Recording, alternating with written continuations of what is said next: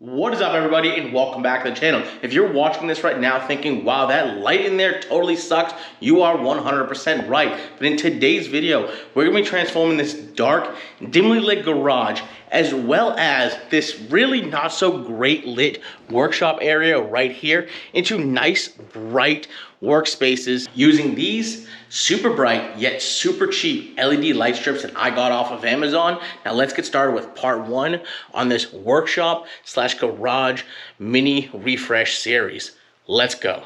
Jumping right into things, you see that I have everything laid out on the workbench here that we're going to be using today to install these LED light strips.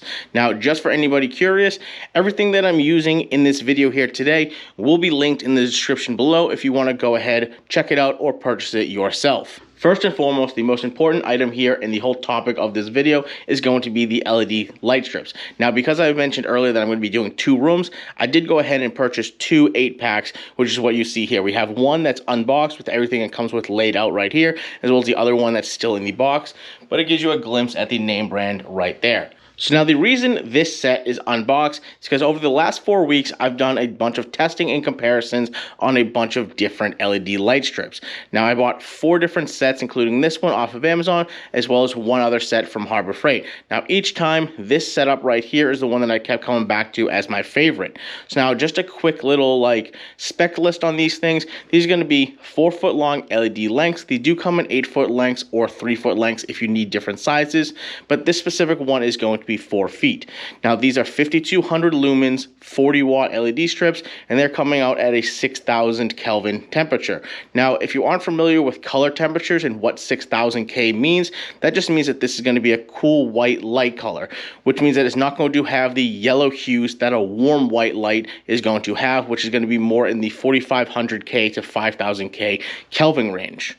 Now, like I said, these are the ones that I tested out about 4 or 5 different other brands, and these are the ones I liked the best because they had the best light color as well as light output. These were surprisingly the brightest ones, but not only that, these were the far cheaper option out of the group. These were $90 per 8-pack, which comes out to $11.25 per LED light strip. Now, if you're comparing prices or have looked up prices on LED light strips, $11.25 each is pretty cheap, which is why I ultimately decided to go with these.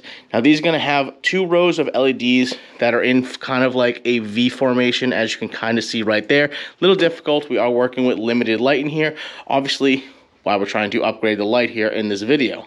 Now, to point out what exactly comes with the LED light strips in the box, we're going to see we have a bunch of stuff laid out right here. Now, obviously, starting out, we have instructions if you need them, and then we got a nice set of hardware right here. Now, this is going to have the clips that actually hold these things in place, as well as some screws and some caps for the unused T8 connector ends right there.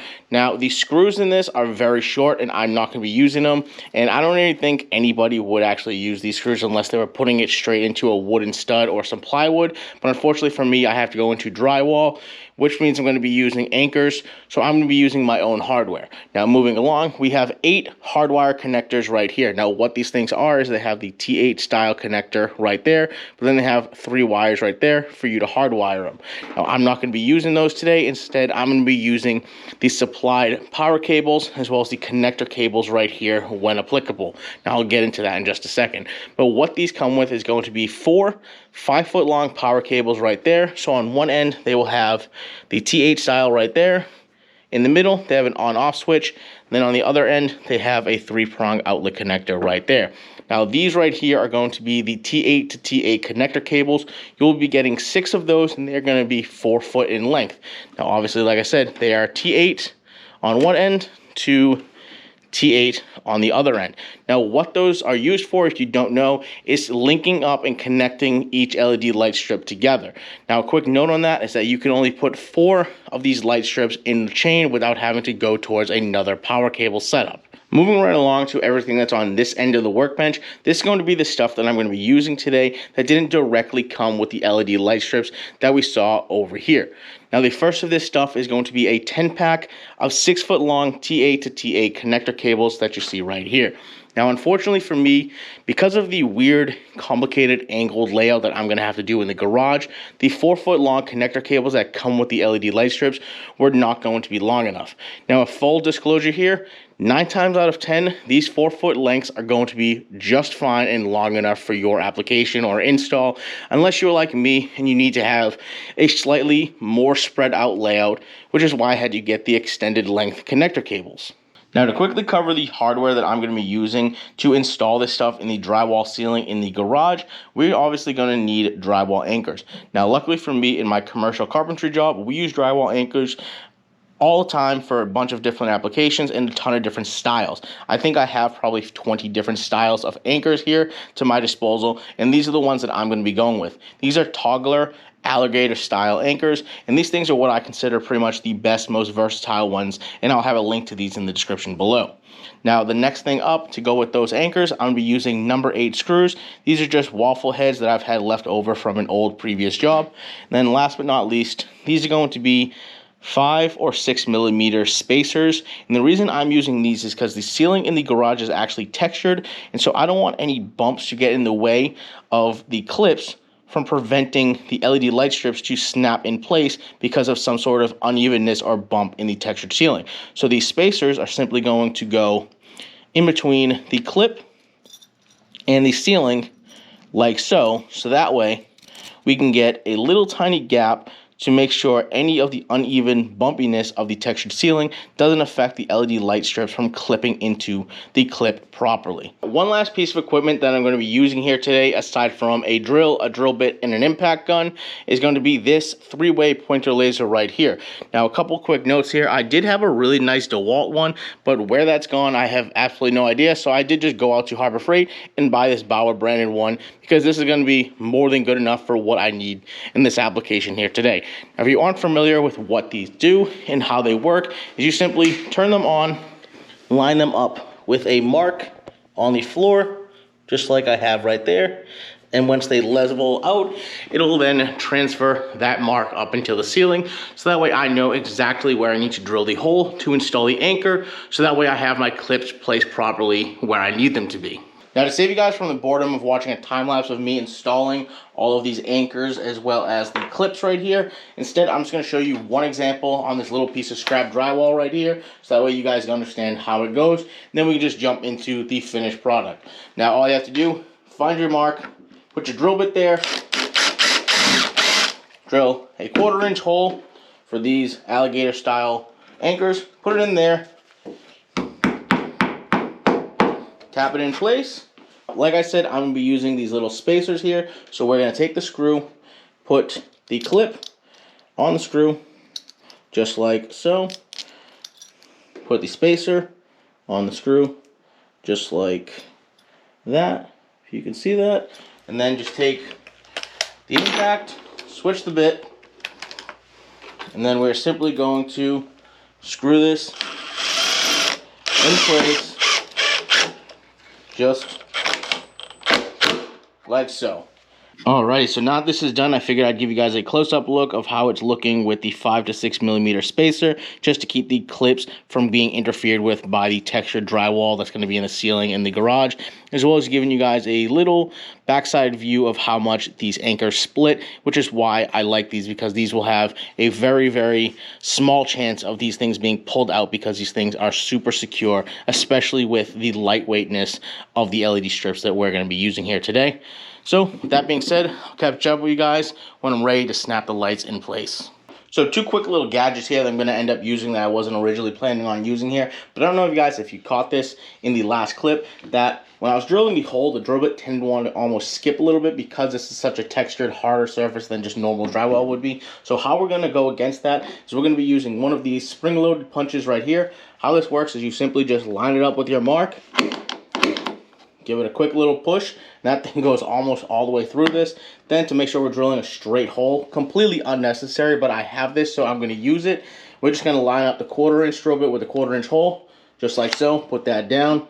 The drill bit actually has a nice sturdy place for it to sit now, because we use the spring hole punch. Then we just simply put that down, hold it down like that, drill our hole. We have a perfectly straight, centered, accurate hole right there. Now, both of these 2 things that you just saw here and here will be linked in the description, as well as everything else. Alrighty guys, so as you can see, I got 2 of the LED light strips up on the ceiling already, and I was trying to film an angle where you can see how you snap these things into the clips, but unfortunately doing it up on the ceiling was a lot more difficult for you guys to see than I had anticipated. So instead, I'm just going to show you here on the workbench so you guys can get a good glimpse of how these things snap in place. So now if I set you guys down right here, we're just going to go ahead, take a clip just like that. Now on the back side of the LED light strip, like you would install it in the ceiling, you simply just have to line up one side, then you kind of just roll it in place and it clicks right in place just like so, and then that's how that's secured up into the ceiling. Now with that being said, I'll check in with you guys when all 8 light strips are installed in the garage. Alrighty guys, so as you can see, we got all the LED light strips up in the ceiling, and these things are looking great, giving off a perfect amount of evenly distributed light in the garage. Now the next step we have to do is go ahead and secure and tidy up all of these wires that are now loose and hanging down.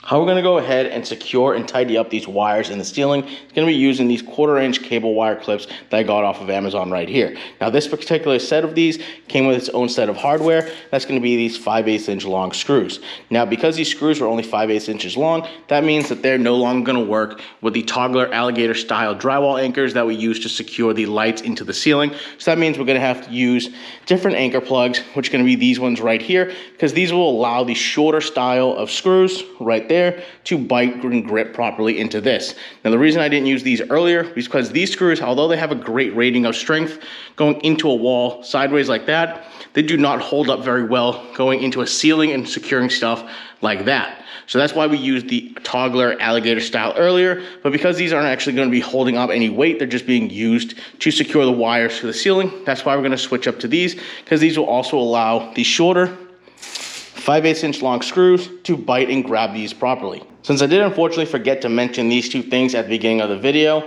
I will have a link to both of these in the description below. Now, with all that being said, let's get on to tidying up these wires. And just like that, the wiring is all tidied up and secured into the ceiling, which means the garage lighting is 100% done. Now, as you can also probably tell, I tried to put the wiring as symmetrical as possible from side to side. So that way, when you are looking up and catching a glimpse at the wires, at least it looks like it was done on purpose, nice and neat, and not just randomly placed in every which way. More importantly though, the garage lighting came out super even and it is extremely bright, and I couldn't be happier. Now the garage lighting is 100% done and ready to go. It's time to move on the second room here that I mentioned earlier in the video. That's going to be this workshop room in here. Now as we step in here, you can see really how dark this is, especially now that we have the garage 100% done. So we're going to do this nice, quick, and simple with a little YouTube magic and get this thing banged out. And what a difference this has made in this room. This room is so bright. And we got away with only using 6 out of the 8 LEDs that I had set aside for this room. Now, the reason I only did 6 in here is just because this room is actually about 5 feet shorter in length than this room. They're both about the same width, but this one goes 5 feet back. So that's basically where the extra row of lights came in this room and where we didn't use them in this room. And now I have 2 spare lights to either use elsewhere or in case one of these ever was to burn out. But this is a huge improvement in here. Once again, nice, even, bright white lights. I place it all so that way in this back wall, I have all LED light strips about 12 inches off the wall. So that way when we're working here, we got no shadows whatsoever. Same thing if we're ever doing anything in the middle of this room.